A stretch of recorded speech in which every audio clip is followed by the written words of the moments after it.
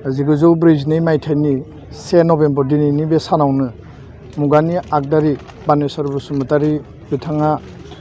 जोनोम मोनदोंमोन आरो बिथांनि जिउ जारिमिनखौ जुदि जों नायोब्ला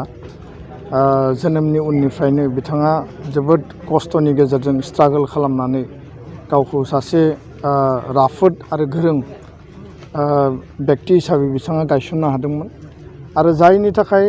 बै समनि बर' हारिनि जि मोनसे अलखदनि सम बा लिडारशिप होनाय आरो माहारिखौ दैदेननाय बेबायदि सुबुंनि बै समाव आंखाल जादोंमोन आरो 1967 मायथाइनि 15 फेब्रुवारियाव जि समाव दुलाराय बर' फरायसा आफादखौ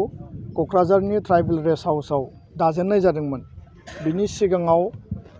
गवालपारा डिस्ट्रिक्ट बे बर' फरायसा आफादा दंखायोमोन नाथाय मिरु आफादखौ 1967 मायथाइनि 15 फेब्रुवारियाव दानाय जादों आरो बिथांखौ बरपेटानिफ्राय बिथाङा थांनानै आरो गासैनिबो मदद आरो सावरायनायनि गेजेरजों दुलाराय बर' फरायसा आफादनि आफादगिरिनि बिबानखौ होनाय जायो आरो बे बाथ्राखौ जोंनो एबसु दाजेनगिरि जायफोर गोख्रों मावथि आरो सोद्रोमा रनजित बरगयारी आरो लोगोसे डक्टर सुरत नार्जारी बिथांमोना दिनैबो जोंनो स्पष्टयै खिन्थायो। दा दिनै मुगानि आगदारि बानेश्वर बसुमतारीनि 80थि जोनोम सान आरो बे मोनसे गोग्गानाय आरो देरहासारनायनि सान दुलाराय बर' फरायसा आफादा बेखौ जोङो गोसो गोथौयै फोथायो आरो बिथांनि जि जोनोम सान बे जोनोम सानखौ जोङो बोसोरफ्रोमबो खुंबाय थादों। बिथाङा जोंनि गेजेराव गैलिया। बिथाङा 2017 मायथाइनि 8 डिसेम्बराव सोरगोआरि जाबाय आरो दिनै बिथांनि जि जोंनि गेजेरनिफ्राय बिथाङा जि बिदाय लानाय बे फ्राय 5 बोसोर जानोसै। आङो आनान गसाइनियाव आरज गाबदों जाहाथे बिथांनि जि सोरगोआरि जिउ बे जिउ आत्माया जाहाथे सोरगोआव आलो गोजोनै थायो। थांना थानाय बर' फिसाफोरनो बर' हारिनि थाखाय मा सेक्रिफाइस खालामबोदों दा फुङाव बिहोमा होबोदों? बिथाङा दुलाराय बर' फरायसा आफादनि गिबिसिन आफादगिरि आरो बिनि उनाव बर' थुनलाइ आफादनि गाहाय नेहाथारि हिसाबै हाबा मावदों आरो लोगोसेनो बिथाङा दुलाराय बाथौ गौथुम मोनसे समाजारि आरो धोरोमारि जि आफाद बर' माहारिनि बे आफादनिबो बिथाङा गाहाय नेहाथारि गायसनगिरि गाहाय नेहाथारि हिसाबै बिबान लादों। बेनि अनगायैबो बिथांनि जिखिनि बिजाब लिरनाय थुनलाइयारि जि सृष्टि आरो गुबुन गुबुन जिखिनि बिथांनि जिखिनि क्रिएटिभ जिखिनि लिटारेचार आरो बिथाङा जारिमिनावबो गोबां इन्ट्रेस्ट दङमोन। बे गासैबो बिथिंखौ नायोब्ला बै समाव जे समाव जोंनि थुनलाइ राव थुनलाइनि बिथिङाव जे मोनसे जुजिनायनि बा मोनसे सोमावसारनायनि सममोन आरो गासैबो बिथिंजों मोनसे आंखालनि सममोन। बिथाङा समाज आरो आफादावबो माहारियारि आफादाव बिथाङा लिडारशिप होदों आरो थुनलाइ सोरजिनायावबो बिथाङा बाहागो लादों। समाजनि मोनफ्रोमबो जिखिनि बिथिं गोग्लैसोनाय समाजखौ जौगाखांहोनायाव बिथाङा रल लादोंमोन आरो बेखायनो जों दुलाराय बर' फरायसा आफादा बिथांखौ पायनियार जि रल लानाय गार्जेनशिपनि जि रल लानाय लिडारशिपनि जि रल बेखायनो जों मुगानि आगदारि बिमुं बिथांखौ होदों आरो बिथांनि जि जोनोम सान बेखौ दुलाराय बर' फरायसा आफादा अरायबो जों खुंलांबाय थागोन। बिथांनि गोसोखांथियाव बिथांनि मावलांनाय बिथांनि कन्ट्रिबिउसन आरो बिथाङा हारिनो होलांनाय जिखिनि गेदेरथार जि बिहोमा बे जाहाथे जुगामि जानानै थायो। इयुन जोलैया जाहाथे बिथांखौ मिथियो, बिथांनि जिउ जारिमिनखौ जाहाथे फरायो। महात्मा गान्धीखौ जों जेरैबायदि मिथियो, बड'फा उपेन्द्रनाथ ब्रह्मखौ जों जेरैबायदि मिथियो, बानेश्वर बसुमतारीनि गासैबो सोरजिनाय आरो मावलांनाया अराय जुगामि जानानै थानांगोन। होमब्लासो बर' माहारिनि इयुन जोलैया मिथिगोन जे जोंनि माहारिनि सार्थ'आव जातिनि थाखाय आरो माहारि गोग्लैसोनाय बे थासारिखौ बोखांनो थाखाय बिथाङा मा हाबा मावदोंमोन। आरो दुलाराय बर' फरायसा आफादनि बैसोआ दिनै 55 बोसोर आरो बे 55 बोसोर जानाय एबसु बायदि आफादनि गिबिसिन आफादगिरिनि बिबानखौ लानानै बिथाङा साहस आरो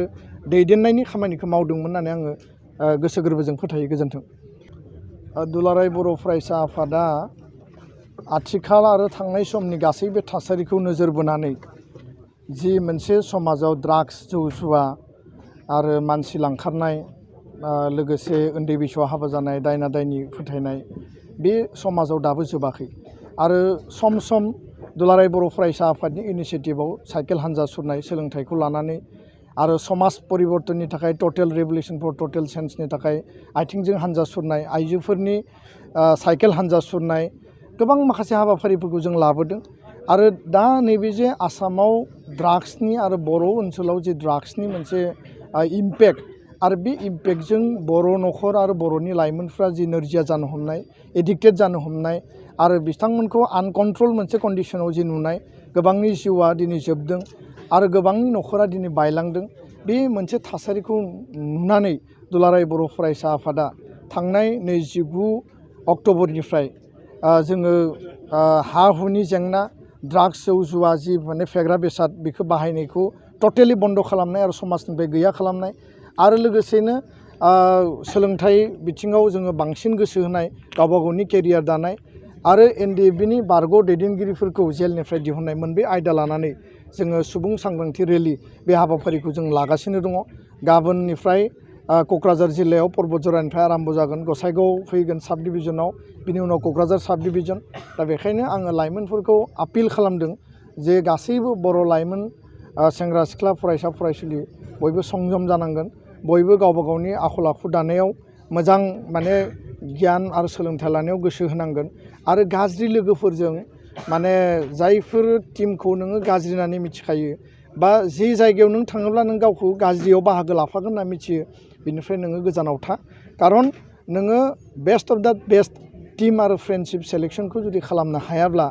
नोङो गुबुननि थाखाय गाज्रि जानो हायो आरो नों गाज्रिबा नों गुबुन मोजांखौबो नों गाज्रि खालामनो हायो दा बेखायनो फ्रेन्डशिप सेलेक्सन टिम सेलेक्सन आरो बे लोगो जि सायख'नाय आरो फरायसा समावनो जा बा नोङो गावबा गावनि गामियाव ओनसोलावनो जा बे टिमनि थाखायनो नोंनि जिउआ जोबस्रांनोबो हायो दा बेखायनो बिनिफ्राय जों जेब्लाबो गोजानाव थानांगोन आरो ड्राग्स बाहायनायनि हेंथायै गासै रायजो राजायानो मोनसे गण सचेतन मोनसे माने गावखौ सांग्रांथि लाबोनाय बे हाबाफारियाव बयबो बाहागो लानांगोन एबसुआल' बे खामानिखौ हाजोबनाय नङा आं बेखायनो खावलायगोन धोरोमारि गौथुम बेयो बाथौ समाज बा धोरोमानो जा ब्रह्म धोरोमानो जा बा नों ख्रिस्ट धोरोमानो जा सतसंगियानो जा बर'आ जि धोरोमाव थाया माने हारि हिसाबै जोङो खौसे आरो बे धोरोम आफादफोरा गासैबो नैबेबायदि जि समाज आरो आयेन बेरेखा समाजनि जि हेंथा बा समाज बिरुद्धि जि खामानि सोलिबाय थादों जोंनि जेनेरेसनखौ जि पंगु खालामनायनि जि मोनसे थासारि सोलिबाय थादों बेखौ होबथानायनि थाखाय धोरोमारि आफादफोरा जुदि स्ट्रं रल लायोबा गावबा गावनि लेभेलाव निस्सय एबसु आरो समाजारि आफाद जोङो बयबो जयै लोगो नांनानै बेखौ फोजोबनो हागोन आरो गैया खालामनो हागोन